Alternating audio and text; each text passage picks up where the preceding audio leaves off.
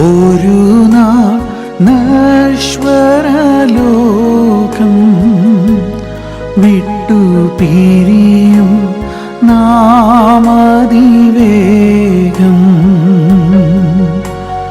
അങ്ങേ കരയിൽ നിന്നും നാം നേടിയ തെന്തെന്നറിയും. അങ്ങേ കരയിൽ നിന്നും നാം നേടിയ തെന്തെന്നറിയും. In God, what we get back is always greater than what we give up. ദൈവത്തിൽ നമുക്ക് തിരികെ ലഭിക്കുന്നത് നാം ഉപേക്ഷിക്കുന്നതിനേക്കാൾ വലുതാണ്. യേശു കർത്താവ് ഇങ്ങനെ പറഞ്ഞു, മത്തായിയുടെ സുവിശേഷം 19:29 എൻ്റെ നാമനിമിത്തം വീടുകളെയോ സഹോദരന്മാരെയോ സഹോദരികളെയോ അപ്പനെയോ അമ്മയെയോ മക്കളെയോ നിലങ്ങളെയോ വിട്ടുകളഞ്ഞവന് എല്ലാം 100 മടങ്ങ് ലഭിക്കും. അവൻ നിത്യജീവനെയും അവകാശമാക്കും. പാട്ടുകാരൻ ഇങ്ങനെ പാടി, ഒരു നാൾ നശ്വര ലോകം വിട്ടു പിരിയും, അങ്ങേ കരയിൽ നിന്ന് നാം നേടിയത് എന്തെന്നറിയും. ലോകം വെറുത്ത വില നാം അന്നാളറിയും. ക്രിസ്തു നിമിത്തം നമുക്കിന്ന് എന്തെങ്കിലും ഉപേക്ഷിക്കപ്പെടേണ്ടതായി വന്നിട്ടുണ്ടെങ്കിൽ, നഷ്ടം സംഭവിച്ചിട്ടുണ്ടെങ്കിൽ സങ്കടപ്പെടേണ്ട. ദൈവത്തിൽ നിന്നും നമുക്ക് ലഭിക്കുവാനുള്ളത് അത്യുത്തമമായ കാര്യമാണ്. ചിലതൊക്കെ ഉപേക്ഷിക്കുവാൻ കർത്താവ് നമ്മോട് ആവശ്യപ്പെടുമ്പോൾ അതിനേക്കാൾ ശ്രേഷ്ഠമായത് ഒരുക്കി വെച്ചിട്ടാണ് ഇത് ഉപേക്ഷിക്കുവാൻ പറയുന്നത്. God will never take something away from us without the intention of replacing it with something much better. കൂടുതൽ മെച്ചപ്പെട്ട എന്തെങ്കിലും നൽകണമെന്ന ഉദ്ദേശ്യമില്ലാതെ ദൈവം ഒരിക്കലും നമ്മിൽ നിന്ന് എന്തെങ്കിലും എടുത്തു കളയുകയില്ല.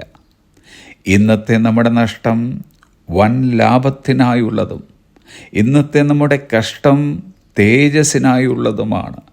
അതുകൊണ്ട് നഷ്ടങ്ങളിലും കഷ്ടങ്ങളിലും പിറുപിറുക്കാതെ സന്തോഷത്തോടെ അത് സഹിക്കുവാനിടയാകണം.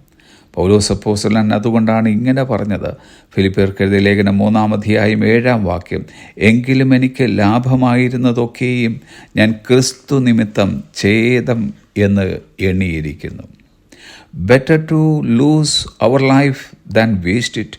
ജീവിതം പാഴാക്കുന്നതിനേക്കാൾ ഛേദമുണ്ടാകുന്നതാണ് നല്ലതെന്ന് ഒരാൾ പറഞ്ഞിട്ടുണ്ട്. മനുഷ്യർക്കായി ദൈവം നൽകിയിട്ടുള്ള ഏറ്റവും വലിയ ദാനം യേശു ക്രിസ്തുവാണ്. ആ ക്രിസ്തുവിൽ വിശ്വസിച്ചതിലൂടെ നിത്യജീവനും നമുക്ക് ലഭിച്ചു. ഇന്ന് നമുക്കുള്ള ഏറ്റവും വലിയ സമ്പത്ത് നമ്മുടെ ഉന്നത ജോലിയല്ല, മണിമാളികകളല്ല, ബാങ്ക് ബാലൻസുമല്ല. പകരം യേശു കർത്താവ് തന്നെയാണ്. വരും ലോകത്തിലെ ഏറ്റവും വലിയ പ്രത്യേകത യേശു കർത്താവിനോടൊപ്പം നാം നിത്യത ചെലവഴിക്കുമെന്നുള്ളതാണ്. സ്വർഗസ്ഥലത്തെ ബാക്കി പ്രത്യേകതകൾ എല്ലാം അതിന് പിന്നാലെയുള്ളതാണ്. ദൈവം നമുക്കായി ഒരുക്കിയിട്ടുള്ള ശ്രേഷ്ഠവും തേജസ്സേറിയതുമായ നിത്യവാസം ഇടയ്ക്കിടെയെങ്കിലും ഒന്ന് ധ്യാനിച്ച് കർത്താവിന് നാം മഹത്വം കൊടുക്കുന്നവരായിരിക്കണം. യേശു കർത്താവിനായി രക്തസാക്ഷിയായി തീർന്ന ജിം എലിയോട്ട് പറഞ്ഞതത്രേ, he is no fool who gives what he cannot keep it to gain what he cannot lose. നഷ്ടപ്പെടാനാകാത്തത് നേടാനായി സൂക്ഷിക്കാൻ കഴിയാത്തത് നൽകുന്നവൻ വിഡ്ഢിയല്ല. ഹാവ് എ പ്ലസന്റ് ലോകം വെറുത്തോർ വിലന അന്നാളറിയും. വരുവിൻ യേശുവിനരികിൽ, എത്ര നല്ല താൻ രുചിച്ചറിവിൻ.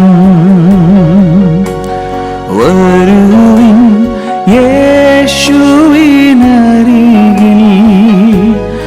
എത്ര നല്ല താൻ രുചിച്ചറിവിൻ.